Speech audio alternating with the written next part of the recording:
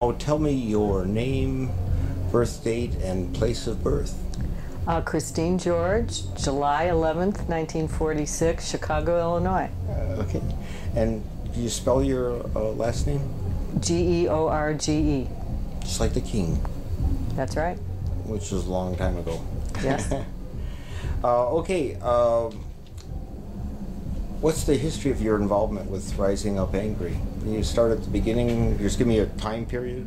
I came back to Chicago from college in, I think, early 1969. Maybe the fall. I mean, the end of '68, beginning of '69. I can't remember exactly when.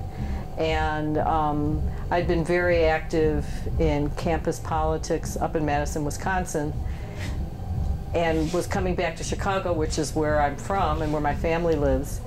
And I can't remember how, but I think I knew someone who was involved in SDS, who was the regional coordinator or someone, who was in Madison but was based in Chicago.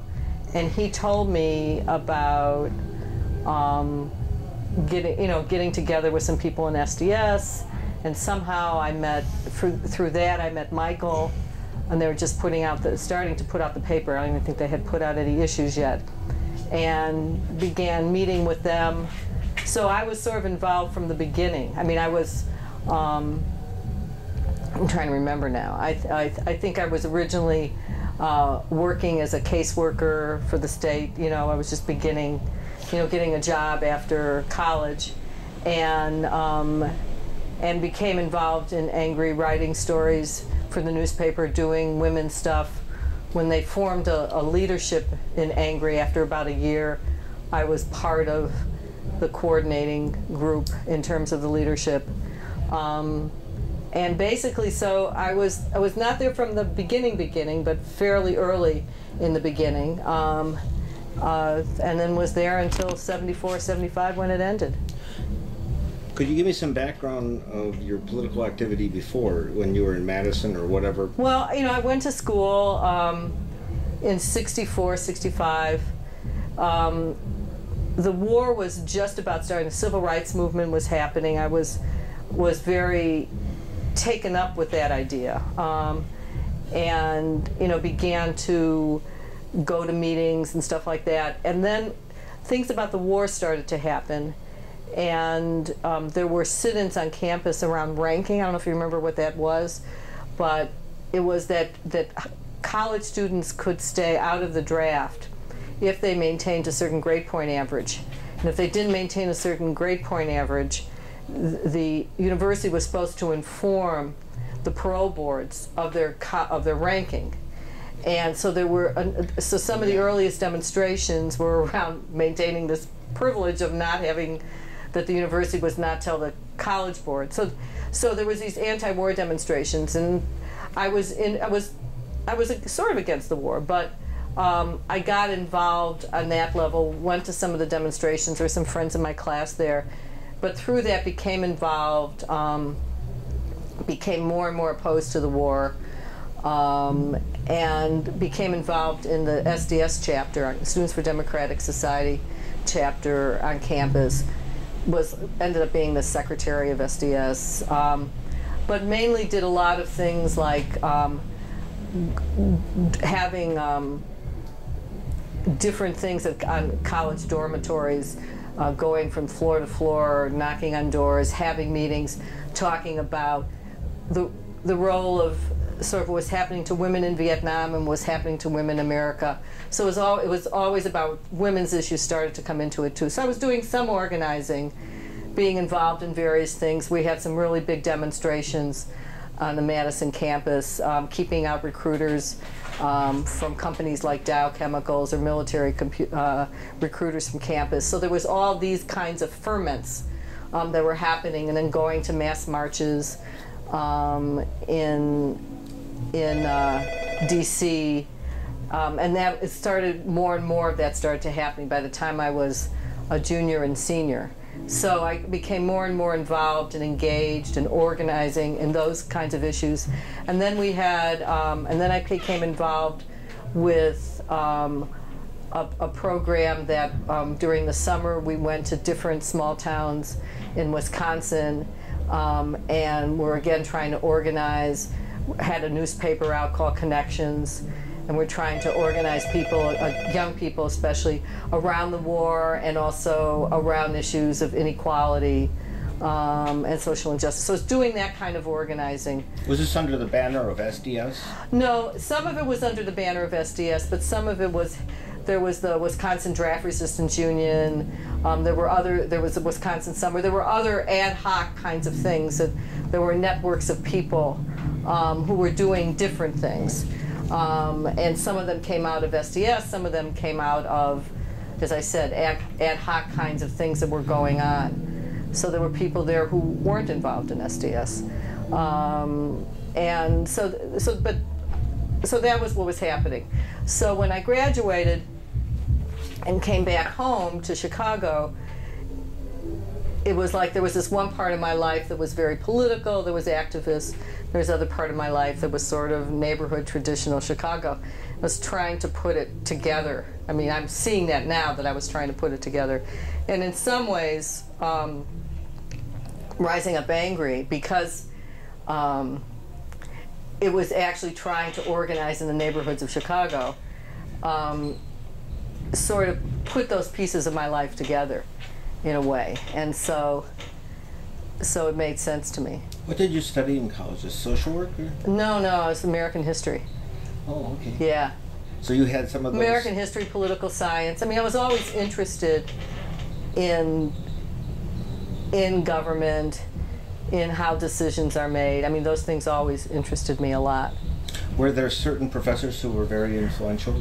There was a couple. I mean, this was an incredible time in Madison. So there was this guy called William Appleman Williams, who's very well known, who was an American historian, who talked about, you know, American expansionism, and so there was him.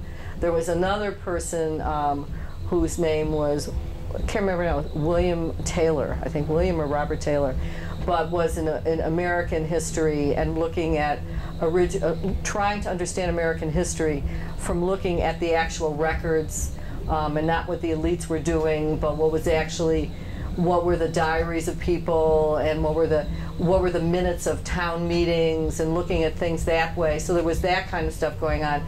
Then there was this wonderful guy whose name was Harvey Goldberg, and he was a social historian, European history. He had these incredible lectures, and I mean, like, you know, 500 people would come just to, you know, maybe there was 200-300 people taking the course, and 500 people would come to these incredible lectures talking about, you know, social movements in Europe and then throughout the world. And, you know, it would just open my eyes, and just had amazing things to read. And I'm just trying to say it was this very heady time in a whole lot of ways.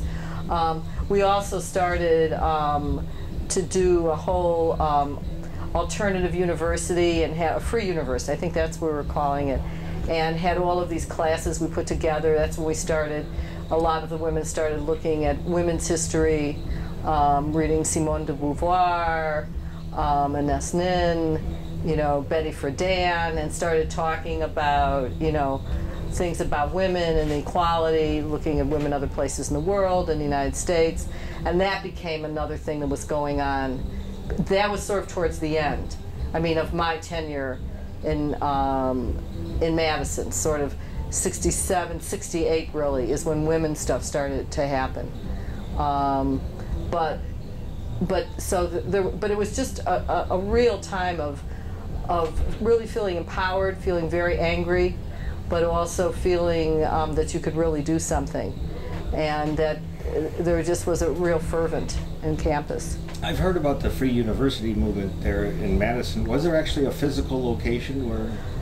No, there wasn't one physical location. People would have it in classrooms, in different community settings, would get together, would meet. It was almost like you know, a student club. I don't mean to say it was a student club, but it was mainly, it wasn't completely peopled by graduate students and undergraduates, but it largely was. And then there were people in the community, because a community, a lot of people would stay on campus after they graduated, and there was really a community that developed, you know, in some ways an alternative community. There was a food co-op called the Green Lantern, pretty sure that's the name of it, in which people would join. It was like a communitarian restaurant that, that people would get their meals at, and volunteer time serving or cooking or stuff like that.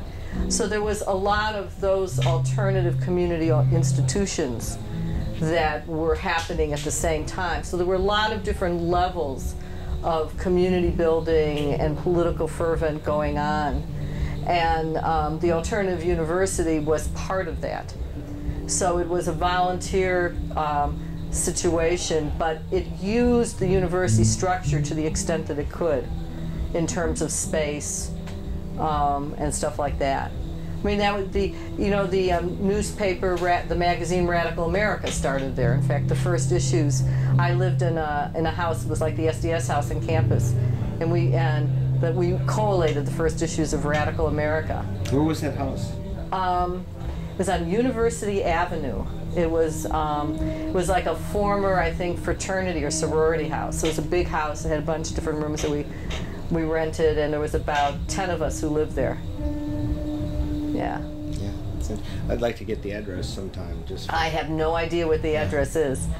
I mean, I could literally go there and find it again, but I have no memory of the address. Are there any records from this, either the Free University or SDS of that period? You know, I don't know. I know there's been some movies made of it, and some of the people I've known who stayed on longer, you know, that they've been interviewed and stuff like that. But I don't know if there's any records kept, because I know I personally don't have any of them. You know, a person whom I know this is Paul Buell, who's a historian, yeah. And he, you know, he was there at that time, so he might know some stuff. Okay, let's get to Rising Up Angry. Yeah. Where in Chicago were you from? Where were you raised? I was raised in Austin and then in Oak Park. Okay. And by Austin you mean? It's a neighborhood on the west side of Chicago, and it's as far west as you can get. Like it's sort of due west of the city. So the center of it went from North Avenue to Roosevelt Road, and from around Pulaski to Austin.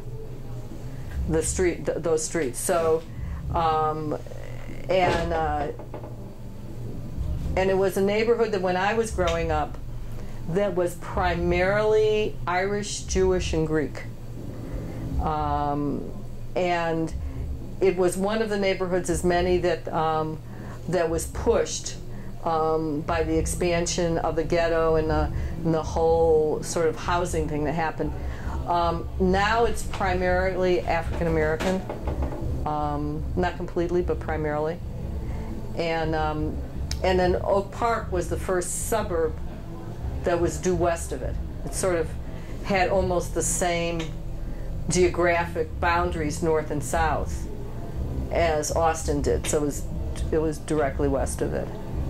And so I went to high school in Oak Park, but I went to a parochial school, a Greek parochial school, in Austin called Plato. Plato? Plato. Okay. There's about 8 grammar schools in Chicago. There was when I was a kid. There were Greek. There were church schools. One was Socrates. One was Plato. I can't remember all the rest, but you get the story. Yeah. Yeah.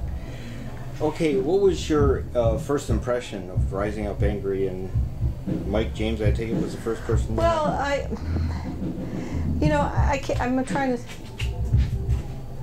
I'm not sure what my first impression was. They were doing some really interesting things. I liked them because they didn't seem really